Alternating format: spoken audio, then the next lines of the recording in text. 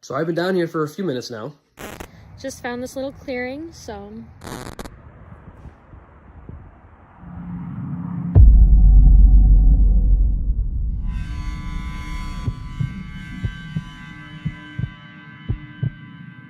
This story from a couple years ago is without a doubt one of the most horrifying things that has ever happened to me. It's one of those stories that makes me think in retrospect that I'm lucky to be sitting down writing this. I say that because it wasn't until hours later that I realized just how lucky I was. I'll try my best to tell this story, but please go easy on me. I'm not a writer, and I always hated writing in school. I'm sharing this story as a reminder that you never know who could be out there in the world with dark intentions. A few months before the incident I'm about to describe, I moved to a quiet, mostly rural area. I don't love the hustle and bustle of the city, so to be in a quiet neighborhood with not a lot going on was ideal for me. It didn't take me long to get acquainted with the surrounding area, specifically the forests around my new neighborhood. The area I lived was heavily wooded. There were forests and paths everywhere to hike. Practically right outside my door was a path that led deep into the woods. I spent weeks exploring the forest and finding new paths. One day when I was hiking, I found a little path that ended up leading to a legitimate path from a local park near my house. It's not a state park or anything like that, just some kind of local nature reserve where you can park and hike. I thought it was cool that I had my own little private path leading to this park. So every Saturday, I would wake up early and hike in the woods around my house. I would try to find new areas of the woods I hadn't been to. At some point during the day, I would make my way to the public park trails, head to the public restroom there, rest on the benches if I needed a break, and then head back through the woods to get back to my house. Whenever I would find a cool, new area in the woods, I would record a little video. Nothing crazy, almost just like a little video diary to talk about where I was and just how I was feeling. These videos were just for me. I didn't post them online. It wasn't about views or anything like that. I just wanted to document my travels and one day put them all together in a video for myself. I'd found some truly amazing places on some of my travels. One time I found this little waterfall, and the waterfall fell into this creek. The water in the creek continued to flow down this hill. It felt almost dreamlike the way it looked, and this creek was just hidden in the middle of the woods. It felt like it was my little secret. The place I found on the day of this story was nothing special. I'd been hiking for a while, and I found this clearing in the woods. There was a small swamp there, and I found it kind of peaceful. Even though it wasn't this amazing gem like the creek, it still felt peaceful to me. I remember feeling uncomfortable that day when I was walking through the woods. I didn't know why. I just had that bad feeling. I felt on edge.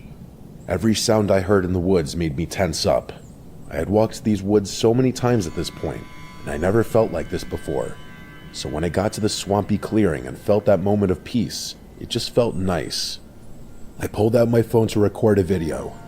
I recorded a video that lasted maybe a few seconds describing the area and how I was feeling. As soon as I was done recording and taking in the area, I started making my way to the public trails. Eventually, after making it to the trails, I made my way to the public restrooms. As I walked out of the bathroom, this man in a black hoodie, purple hat, and sunglasses came right up to me and said, "Hey there." He said it with a lot of confidence, almost like he knew me. I said hi back politely, if not a little surprised. He made some weird joke about us almost bumping into each other, and I just laughed awkwardly and walked away. As I was walking away, I could hear him following me. I turned around, and he waved and said, "Looks like we're going to hit the same trail." I smiled, but I was feeling major creep vibes from this guy. I told him I was actually waiting for someone and I was just stretching.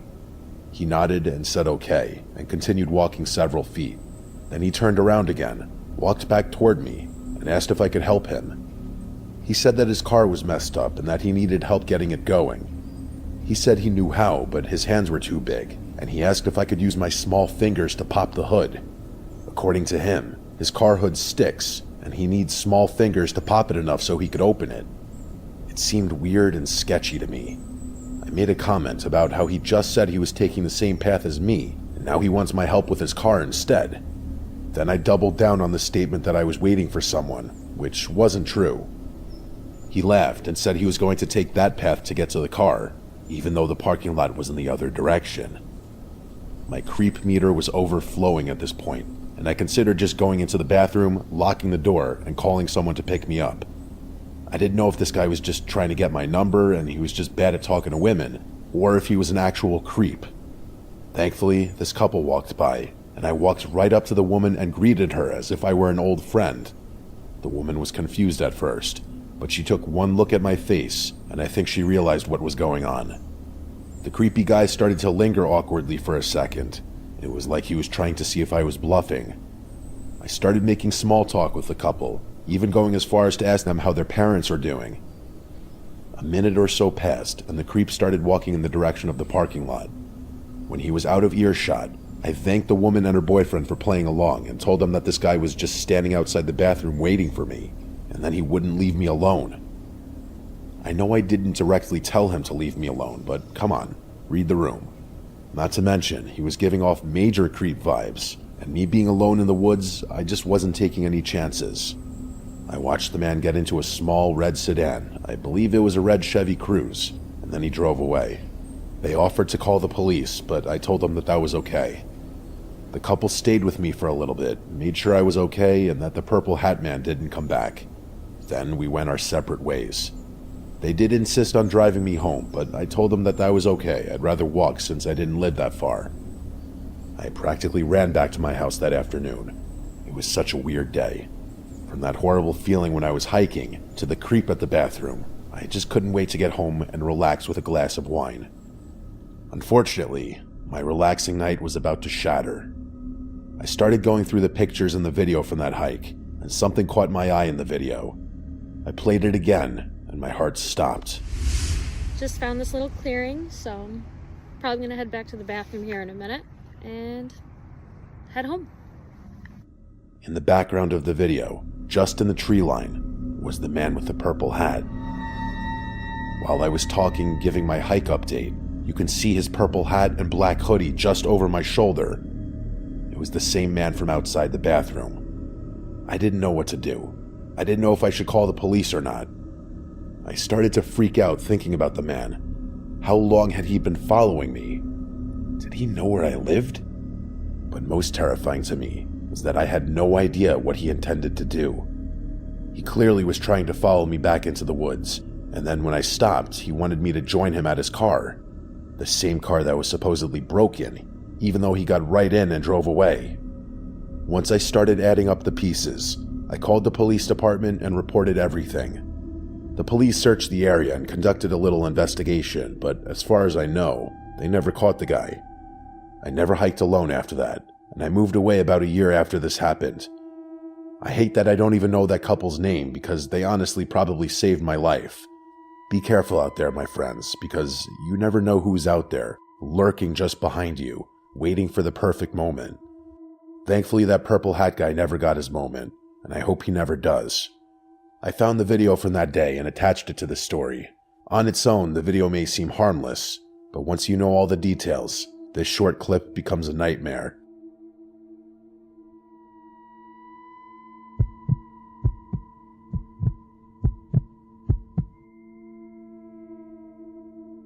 So this is probably the wildest thing that's ever happened to me.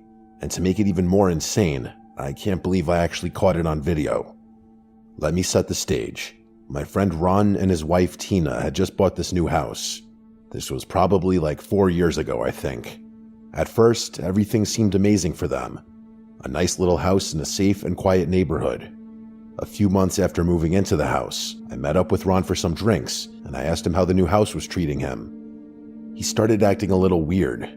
When I continued to press him on the house, he finally caved in and told me what was bothering him. He and Tina were convinced that the house was haunted. I can be kind of a jerk sometimes, and I started to laugh as soon as he told me. I asked him why he thought his house was haunted, and then he gave me the entire story. For starters, apparently someone did die in the house, something the real estate agent did in fact disclose before they bought the house. So this wasn't a surprise, and it's what actually made the house cheaper for them to purchase. Because of that little bit of information, Ron and Tina had convinced themselves that the ghost of this dead person was haunting their house. I'm not a believer in ghosts or anything else paranormal. It's just not my thing. I'm not a horror or true crime fan. That's probably why I always dismiss people when they start talking about spirits or anything like that. I started pressing Ron a little more. I said to him that just because someone died in the house, it doesn't mean that it's haunted. He continued to give me more of the story. He told me that every night, he and Tina wake up at some random hour. There are strange noises that seem to come from everywhere in the house. He insisted that it wasn't just the pipes or the house settling. He said it was like something bumping into furniture and moving around. They would wake up in the morning and furniture would be slightly moved. Things that were on the counter would be misplaced or moved completely. Ron said that on one occasion, he left his favorite Miami Dolphins coffee mug on the counter, and in the morning, it was gone. They searched everywhere in the kitchen, and it was just gone.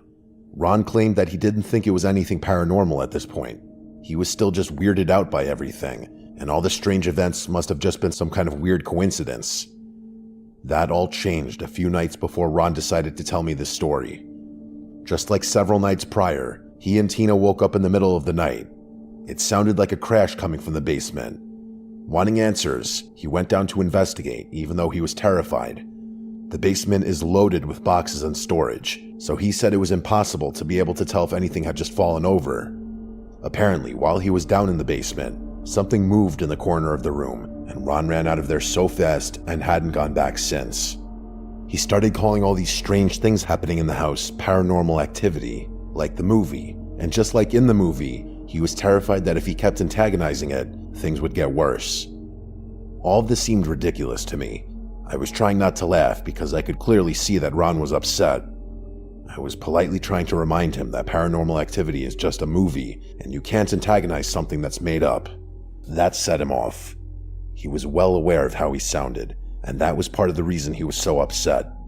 He knew this sounded crazy, and yet he hadn't slept well in weeks. Now he's terrified to sleep at his own house. He even told me that he and Tina had slept at a hotel the last 2 nights. They didn't want to sleep in the house until they could figure out a rational solution to this absurd problem. He was practically in tears trying to explain this to me. He said it was like an extreme phobia. Ever since he went into the basement, he's convinced himself that something is down there, and he said he's physically unable to go downstairs. I still couldn't tell if Ron was pulling a prank on me or if he was serious about all of this. Even as I write this, I'm shocked all over again that Ron and Tina thought their house was haunted. This just seemed so irrational to me. I was starting to feel bad for Ron. He was so upset, he could barely get the words out now. Because I thought this was ridiculous, I offered to check the basement for Ron thoroughly. I told him that they just need to calm down a little bit and come to their senses. I said I would check every corner of the basement and make sure no ghouls are present, and that whatever noises and weirdness they're experiencing can be explained somehow and some way. He was hesitant at first because he thought my being there might antagonize the spirit, but I shut that down quickly. I remember Tina fighting with Ron on the phone after this because she didn't want me to check it out. She was 100% convinced that this was paranormal in nature, and I, along with both of them, would be in trouble if I went and looked in the basement. After the call, Ron said he would drive me to the house, but he was going to wait outside, and that we couldn't tell Tina.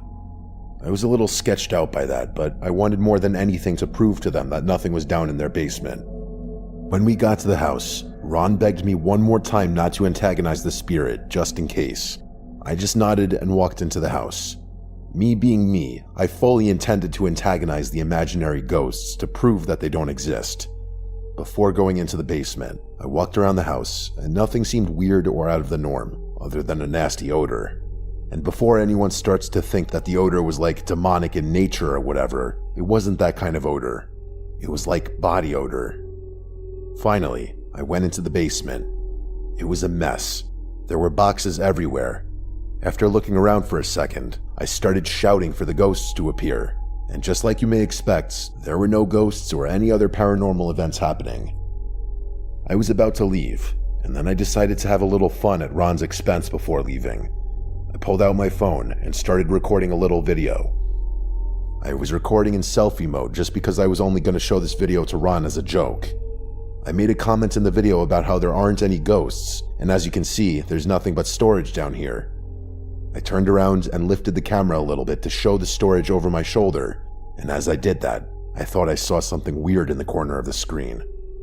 So I moved the camera back a little bit, and sitting right there was some creepy old guy. Not a ghost or demon, but a sickly old man. I wish I'd continued recording, but out of instinct, I just turned it off and ran.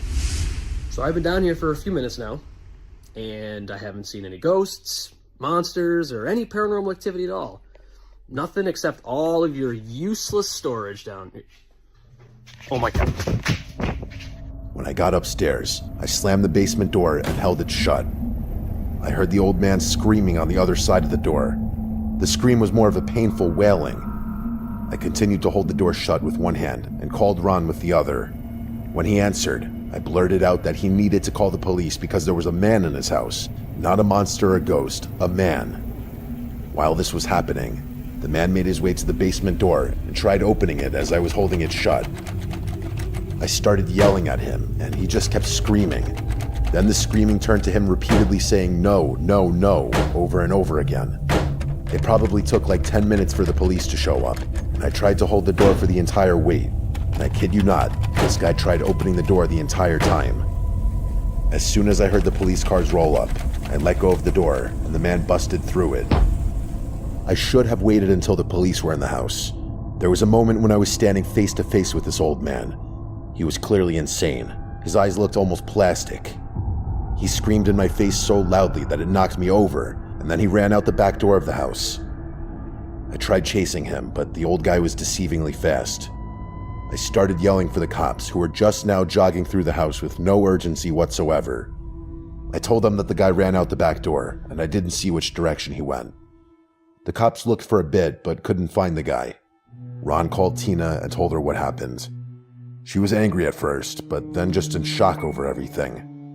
We went into the basement to check everything out after that.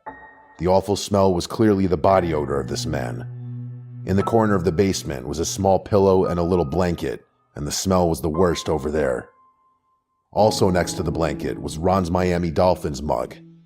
I gave the cops the video, and I don't think they caught the guy. At least not to my knowledge.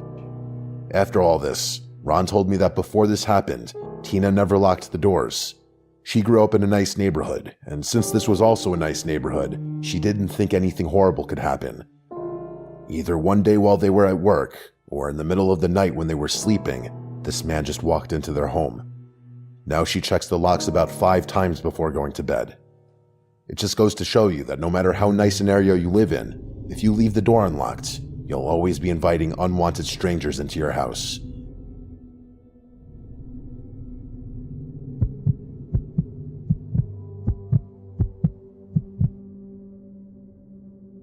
About a month ago, I was asked to house and dog sit for my boss.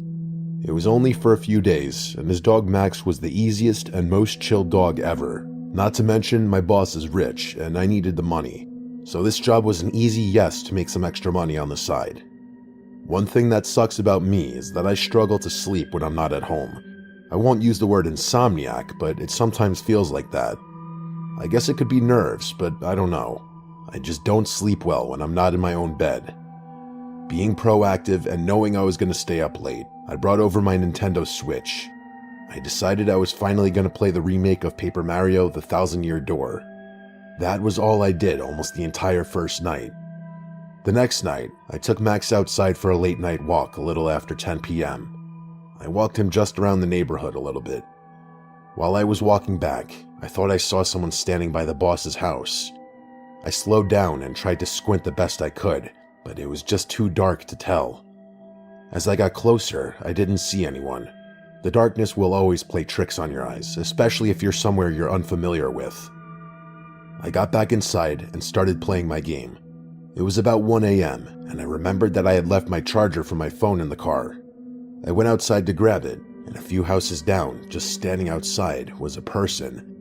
They weren't doing anything objectively wrong or scary. It was just weird that someone dressed in all black was standing outside at 1 a.m. Even if they were walking, it wouldn't have been as weird. It was only because they were standing there that it was weird. Ultimately, I ignored it. My thought process was that it was just someone who lived in the house over there, and he just happened to be outside at the same time as me. Maybe he was looking at the stars. After all, I was also outside at 1 a.m. I went inside and continued playing the game for about 2 more hours. I shut the game off and started scrolling on my phone. I thought I kept hearing this noise. and it was starting to annoy me. I couldn't tell exactly what it was, but it sounded like it may have been a tree branch rubbing against the house, or maybe even an animal. The noise was making me anxious for some reason. I think it was because I didn't know what it was, and I wanted to. I got off the couch and looked out the window in the living room. I jumped back as soon as I looked outside, because a person was running away from the window. I got up and ran to the other window, and by the time I got to the window and looked, nobody was there. My adrenaline was pumping. I was trying to process what reason someone would have to be creeping near the house. I contemplated calling the police, but I decided not to. Call me crazy, but I just didn't feel that threatened for some reason. It wasn't like the person was trying to break into the window. The person was close to the window, yes, but when I looked, he was running away. I realized there isn't a way for me to put this that doesn't make me look like an incompetent idiot for not calling someone. Even if this person wasn't trying to break in, they were still trespassing and clearly up to no good. But I'm an idiot, and I just let it go. The next day, I called my boss and told him about the weird visitor the previous night. Believe it or not, he was even less bothered than I was. He told me that in the neighborhood behind his house is a bunch of houses where young teenagers live. He told me that they cut through his yard all the time, and one time he even caught a few of the kids looking into his house windows. He claimed they were harmless, but it still gave me an uneasy feeling. I didn't care if they were just kids. I wasn't trying to get spied on. That night, I decided to take Max for another walk. This time it was a little later. We went at 11 instead of 10. When I was coming back to the house, I was looking for any signs of a person, and just like the night before, I thought I saw someone standing right by the house. Instead of slowing down, this time I started to speed up. As I got closer, it was definitely a person standing outside my boss's house. When I was close, I saw the person run behind the house. I brought the dog inside the house and then ran back outside, trying to scare whoever was messing with me. I went to the backyard and looked around with a flashlight, but I didn't see anyone. I looked all around the outside of the house for several minutes, and I saw nobody.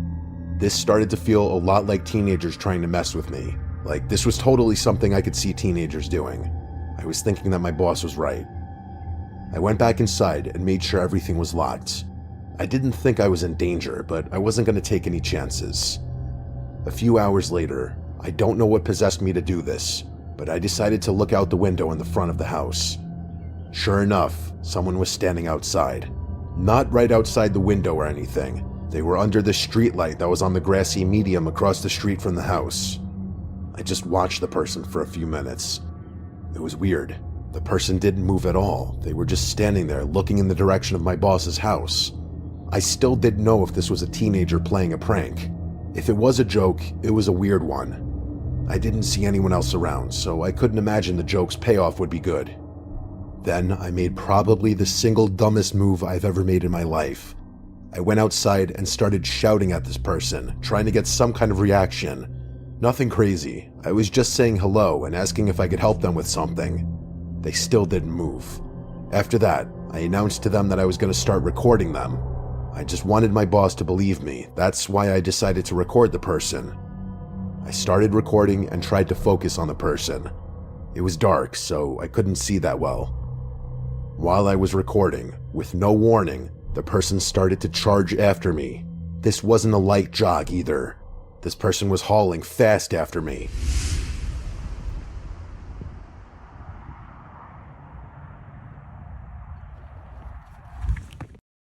I started to run away. I didn't mean to stop recording, but I did. I ran back inside and locked the door. I looked out the window, and I didn't see anyone. I waited for 10 minutes, and I still didn't see anything. I walked away from the door and sat in a chair in the dining room just to process what happened. I still didn't know if this was a real attack or not. While I was sitting there, the doorbell rang. I didn't move or say anything. The doorbell rang again, and I still didn't move.